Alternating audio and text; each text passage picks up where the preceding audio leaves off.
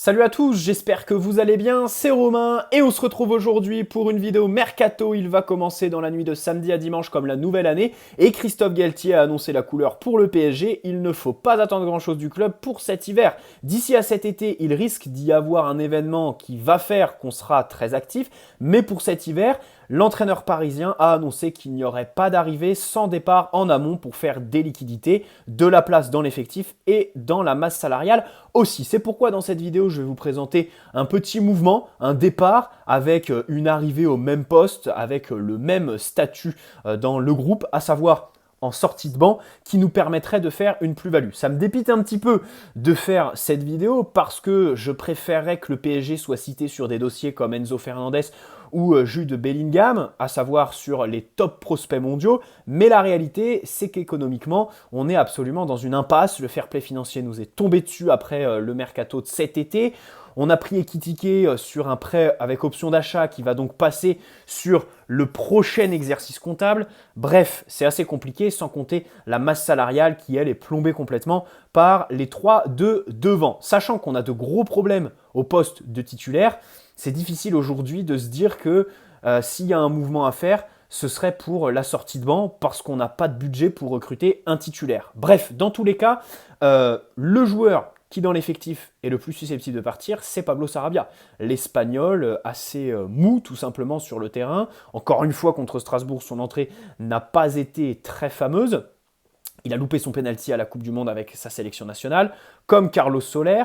Bref, il est revenu de près cet été. Il avait une belle cote, voilà, parce que c'est un joueur qui ne rechigne pas quand il faut aller chercher du temps de jeu dans des clubs au standard un petit peu moins élevé, qui ne jouent pas la Ligue des Champions par exemple. Il a fait ses statistiques au Sporting Portugal, mais problème, son salaire est imposant. Aujourd'hui, il y a des rumeurs qui parlent d'un départ, il serait mécontent de son temps de jeu et voudrait du coup aller en chercher un plus conséquent ailleurs. Mais Galtier a quand même dit aujourd'hui qu'aucun joueur n'avait demandé à partir officiellement à son entraîneur et à sa direction sportive. Je pense malgré tout que pour Sarabia, la porte est quand même ouverte. Il y a des clubs qui pourraient être intéressés. Ça parle du Sporting Portugal, bien évidemment, là où il a quand même eu de belles performances. En Espagne, possible de trouver un club milieu de tableau, voire l'Atlético Madrid, par exemple, de Diego Simeone, parce qu'on sait très bien que Joao Félix risque de partir. Et donc, pour le remplacer, Sarabia, ça pourrait être une bonne idée pour eux. On pensait aussi, quand Félix était associé au PSG, que inclure Sarabia dans l'opération pourrait nous faire baisser la note. Problème, depuis, on n'a pas officialisé, mais un accord verbal avec Messi pour la prolongation. Et du coup, Félix se dirige plus vers la Première Ligue. Je ne doute pas de son agent pour le caser, bien évidemment. Donc voilà, Sarabia qui part.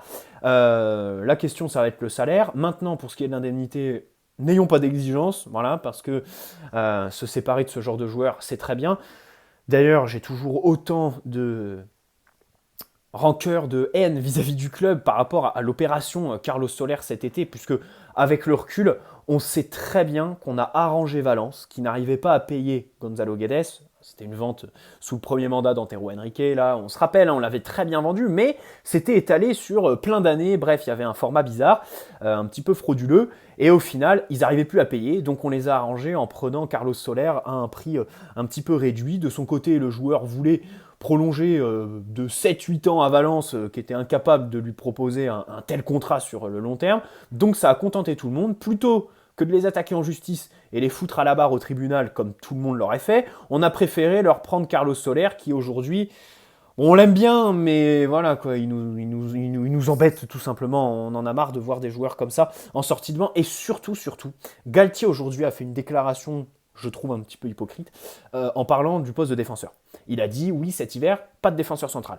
Sur le papier, je me dis, ok, on n'a pas de budget, je préfère ça, terminer avec Ramos assez neutre, Marquinhos bizarre mentalement, Kimpembe blessé depuis 5 mois, Mukele qui est globalement celui qui montre le plus de bonnes choses. Encore son match contre Strasbourg est bon, le problème il vacille entre le poste de latéral et de défenseur central.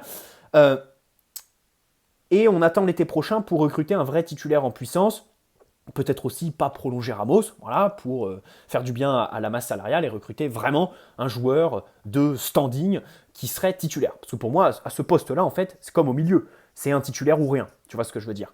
Or, en attaque, les titulaires, ils sont là. il faut des joueurs impactants en sortie de banc et qui apportent de la variété dans notre jeu et de l'impact sur la dernière partie d'un match, puisque voilà, tu démarres pas souvent titulaire quand tu es sur le banc au PSG. Et puis aussi, pas oublier le poste de latéral. Moi, j'aimerais bien qu'on piste un joueur un petit peu comme Ferreira Carrasco. Je ne dis pas recruter lui, mais Ferreira Carrasco à ses plus grandes heures. Prenez lui, ce serait un bon complément d'Achraf Hakimi, à savoir quelqu'un qui a du ballon, qui est capable de le porter, faire des différences dans les 1 contre 1, centrer un profil différent en fait, d'Achraf tout simplement. Donc ça, pour moi, ça pourrait être assez intéressant. Bon bref, revenons à Christophe Galtier, qui a dit pas de défenseur central cet hiver, mais surtout il a précisé, j'ai confiance en El Shaddai qui est un crack. Ok, ça peut faire plaisir, c'est une déclaration qui est sexy sur le papier. Maintenant, on sait très bien qu'il dit ça parce qu'on est incapable de recruter au mercato d'hiver. Voilà, cet été, il a fait des pieds et des mains pendant tout l'été, et même jusqu'en octobre, il se plaignait du fait qu'on n'ait pas recruté de défenseur central. Là, pour cet hiver, c'est bouclé, on n'en aura pas. Donc, il fait un petit peu sa déclaration démagogique sur les jeunes avec El Shaddai. À un moment donné, si tu dis ça, commence par mettre Garbi à la place de Sarabia et Soler quand tu fais ton coaching contre Strasbourg. Tu vois ce que je veux dire? La logique, c'est vraiment mettre la formation en avant. Ousni, qui a marqué lors des matchs amicaux, qui a un profil assez atypique, mais qui n'en reste pas moins un neuf assez moderne. Voilà, à la place de ce type de joueur-là. Pareil, au milieu de terrain, Warren Zaïre-Emery, tu lui préfères Renato Sanchez. Bon, ce que je veux dire là-dessus, c'est qu'il a un peu utilisé les jeunes pour faire son espèce de politique de diplomatie. Voilà, bon, Sarabia qui part, et pour le remplacer, qui? Eh bien, Marcus Thuram. Marcus Thuram, je sais que ça va cliver, parce que déjà, on ne parle pas d'un top player, donc forcément, quand tu baisses en exigence sur le mercato, tu as tout de suite plus de débats. Hein. C'est sûr que quand tu parles de Bernardo Silva, compliqué de dire non, j'en veux pas. Tu vois ce que je veux dire? Maintenant, quand tu n'as plus de budget et que tu veux essayer d'apporter une petite plus-value dans ton effectif, bah, c'est tout de suite plus compliqué. Il a 25 ans, Thuram, évidemment, on l'a tous vu pendant la Coupe du Monde, mais dans cette vidéo, on va s'attarder sur son rôle au Borussia Mönchengladbach, qu'il a rejoint en 2019 pour 12 millions d'euros. On se rappelle, si je dis pas de conneries, c'est lui qui nous élimine en 2019 de la Coupe de la Ligue face à Guingamp, rappelez-vous. Il marque un penalty, je crois. Je le revois faire sa célébration et aller voir toute sa famille au parc. Et 15 jours après, on leur colle un 7-1 ou un gros score avec un match exceptionnel de Neymar, je crois, Cavani aussi. Si mes souvenirs sont bons. Hein. Bon bref, dans tous les cas, 25 ans, fin de contrat dans 6 mois. C'est ça qui est intéressant, parce qu'il est annoncé à l'Inter. Les médias italiens disent que son club en veut 10 millions pour le lâcher cet hiver, et que du coup, il n'est pas ouvert à une prolongation cet été. Donc il serait gratuit, tout simplement. L'Inter lui aurait proposé 5 millions, c'est ce que j'ai vu passer. Bon, il y a ses entrées en Coupe du Monde, mais aussi une très belle forme en Bundesliga. Quand il était en post-formation, son gros défaut, c'est qu'il peinait à faire des statistiques. La saison dernière a été assez compliquée pour lui. Il a été formé en tant qu'ailier gauche et il s'est replacé buteur vrai numéro 9 cette saison en Bundes. Et il s'est repris. Je crois qu'il est impliqué dans 17 buts, 13 marqués, 4 passes décisives. C'est pas mal du tout. Voilà, c'est vraiment celui qui porte son attaque. Donc désormais, il fait des statistiques. C'était ce qu'on pouvait lui reprocher post-formation. Maintenant, c'est un petit peu gommé tout simplement. Et puis, il y a eu cette Coupe du Monde où il a été plutôt bon, même si des gens pourraient se moquer parfois de défaillances techniques, quoique il a fait une très belle passe décisive pour Mbappé. Bon, déjà, il est polyvalent, il peut jouer sur les ailes, ailier gauche, même si c'est vraiment pas le poste qu'il faut viser avec la présence de Neymar, de Mbappé, d'Ekitike aussi, et aussi évidemment le volume athlétique de Nuno Mendes qui se retrouve très haut dans cette zone sur le terrain la plupart du temps. Il peut jouer aussi à droite, mais aussi en tant que numéro 9. Voilà, donc ça peut être un moyen d'être en complicité avec Mbappé, bien sûr. Il est bon dans les 1 contre 1. Ça, c'est quelque chose qu'il nous faut. Alors, ça a été atténué. Ça aurait eu du sens en juin dernier. Là, c'était vraiment une priorité absolue des joueurs bons dans les 1 contre 1 parce qu'on avait Messi et Neymar en perdition qui étaient incapables de dribbler. Là, on a quand même 2 nouveaux Messi et Neymar.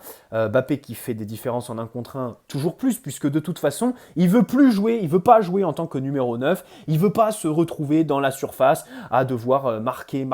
Non, il veut participer à la création, jouer en tant qu'ailier gauche tout simplement, revenir vers l'intérieur du jeu, et donc ça fait qu'il fait des différences en 1 contre 1, soit par le dribble, soit par ses accélérations, soit bien évidemment par ses appels dans la profondeur. Donc Bon, Marcus Thuram n'en reste pas moins bon dans les 1 contre 1, ça peut être pas mal, par exemple si Neymar baisse en régime sur la seconde partie de saison, si Messi revient un petit peu la, la tête à l'envers de sa Coupe du Monde. Thuram, lui, physiquement, il a de la puissance, mais aussi techniquement. Moi, je trouve quand même que c'est quelqu'un qui a des qualités techniques pour éliminer et aussi se connecter avec ses partenaires. Il est très costaud, hein, évidemment, c'est un gros gabarit, donc ça peut être un point de fixation devant, pivot gang. Apporter aussi de la présence dans la surface, bien évidemment, sur les centres, gérer l'espace aérien. On l'a encore vu contre Strasbourg. C'est compliqué quand même quand celui qui t'apporte de la présence en fin de match, c'est Carlos Soler, tu vois ce que je veux dire. Et bien évidemment, il ne rechigne pas à faire les efforts défensifs. Ça, c'est important. C'est quelqu'un qui engage du pressing, c'est se represser, c'est se replier, pardon, court beaucoup, a un énorme coffre, bien évidemment. Donc ça fait plaisir. Et dans ce PSG-là, qui aurait bien besoin d'équilibre, je pense, sur un match de Ligue des Champions à l'heure de jeu où Neymar et Messi commencent à perdre un petit peu en lucidité ou en investissement. D'ailleurs, en parlant d'investissement, je ne l'ai pas noté dans mon débrief, le match de Neymar contre Strasbourg a été moins bon que sa première partie de saison. Il s'est moins investi. Par contre, Mbappé, il a fait quand même quelques efforts défensifs. J'ai re-regardé le match, c'est pour ça.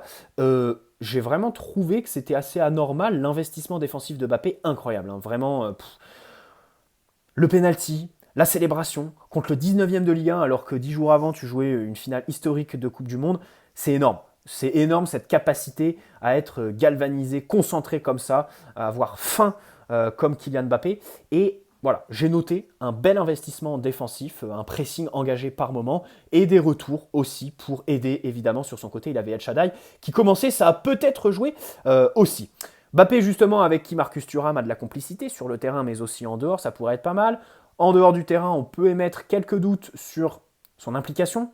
Par exemple, les boîtes de nuit, la vie parisienne, peut-être que ça collerait pas trop. Il a 25 ans, il est dans la force de l'âge. C'est pas un jeune de 21-22 ans qui arrive en te disant « Moi, je veux jouer, je suis un top prospect ». Lui, il a 25 ans, il est en Bundesliga. Peut-être que pour lui, venir sur le banc du PSG, c'est pas forcément un bon choix de carrière, mais je pense quand même que sur cette seconde partie de saison, ce genre de joueur va avoir du temps de jeu. On l'a vu, importance des suspensions. Je le disais en début de saison, Neymar, voilà, qui prend un rouge.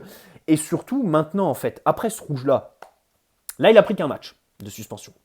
C'est logique puisque c'était 2 jaunes, tu me diras. Mais de l'autre côté, il a un espèce de casier, et je parle objectivement. C'est pas moi qui veux qu'il prenne plusieurs matchs de suspension. Prochaine fois qu'il y a un rouge pour Neymar, on espère le plus tard possible. Mais comme il a un casier qui est assez rempli avec la commission, il a pris quelques rouges, et il y a aussi l'histoire de la baffe aux supporters rennais, avec les arbitres, sur les réseaux sociaux et tout ça, eh bien, la prochaine fois qu'il prend un vrai rouge, je pense qu'au sein de la commission, on va lui mettre 2 matchs. Peut-être un avec sursis, mais qu'on lui mettra 2 matchs. Tu vois ce que je veux dire? Tout ça pour illustrer l'importance des suspensions, même si en attaque, c'est pas vraiment la priorité. C'est plus en défense. Et là-dessus, on touche du bois, hein. Sergio Ramos, je crois qu'il ne doit pas prendre de jaune dans les 4 ou 5 prochains matchs pour éviter une suspension pour accumulation. Autant vous dire que c'est un petit peu cramé. Je pense qu'il va le prendre et qu'il va louper un match fin janvier, début février. D'ailleurs, Verratti loupe Angers le 11 janvier, pareil pour une accumulation de cartons jaunes. Il en a encore pris un contre Strasbourg. Donc voilà Marcus Thuram qui pour moi en sortie de banc pourrait être vraiment assez intéressant, assez impactant dans cette équipe qui paraît assez amorphe tout simplement en seconde période. À chaque fois, on fait des grosses premières demi-heures et en seconde mi-temps, c'est très difficile de mettre du rythme et c'est certainement pas notre coaching qui va faire ça. C'est quelqu'un qui est capable de jouer devant le ballon, quelque chose que je cite à chaque fois. On en a vraiment besoin de joueurs de ce style. Donc voilà, faire partir Sarabia pour Marcus Thuram, pour moi, ça paraîtrait intéressant, un bon move, et surtout un move qui est conditionné en fait par tout simplement notre manque de moyens qui nous pousse à être créatifs sur le mercato. C'est un constat peut-être malheureux, mais on n'est pas au niveau de la Première Ligue, on n'est pas au niveau du Real Madrid, on ne peut pas concurrencer ce genre de top club qui financièrement, là, ont vraiment bien géré la crise Covid ces dernières années. Peut-être aussi que la Première Ligue est ce que la Super League voulait être. Peut-être que la Super League existe déjà. Quand on voit le 18e Wolverhampton qui met 50 patates sur un joueur qui est remplaçant à l'Atlético Madrid, ça veut tout dire. Tu vois ce que je veux dire? De la puissance financière, c'est impossible de rivaliser avec eux. Tebas s'est vraiment trompé de débat et de combat sur les dernières années quand il s'est attaqué aux clubs détenus par des fonds souverains. Ça ne fait pas tout d'être détenu par un fonds souverain. À un moment donné, en première ligue, il y a tellement des revenus extraordinaires de droits télé d'exposition que les clubs peuvent absolument tout faire, tout simplement. Et puis c'est un club qui est tellement médiatisé, qui attire tellement les joueurs. Et quand tu veux t'en séparer, c'est aussi plus facile quand tu es en première ligue, tu vois ce que je veux dire? Parce que les clubs anglais entre eux échangent beaucoup de joueurs et parce que c'est un championnat qui est beaucoup regardé.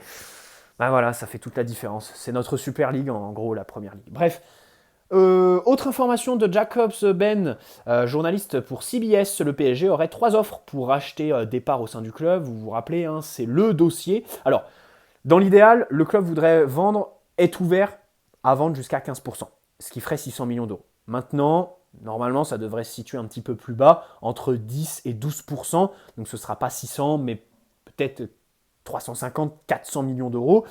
Ça va s'accélérer lors du premier trimestre et normalement, lors du second semestre 2023, ce sera bouclé. 3 offres, dont 2 d'investisseurs américains venant des États-Unis, tout simplement. Je pense que Mbappé y est peut-être pour quelque chose là-dedans. Pas formellement, hein, je ne dis pas que c'est lui qui négocie les trucs, mais de par ses nombreux voyages aux États-Unis, ses nombreux partenariats avec des firmes de là-bas, peut-être qu'il a attiré l'œil, tout simplement, des investisseurs, même si bien sûr on a aussi notre partenariat avec Jordan et le club qui est lui-même bien implanté outre-Atlantique. Voilà, on espère que ça va se faire parce que c'est ça qui va conditionner notre mercato d'été. Je pense que si on vend là une partie du capital, on pourra être actif quand même l'été prochain et je pense qu'on en a bien besoin tout simplement. Bref, j'espère que cette vidéo vous aura plu. N'hésitez pas à poser un like si c'est le cas, vous abonner si ce n'est pas déjà fait. Et puis on se retrouve demain pour l'avant-match de Lens PSG. Bon, c'était un match sexy jusqu'à la suspension de Neymar, puisqu'on devrait partir sur une attaque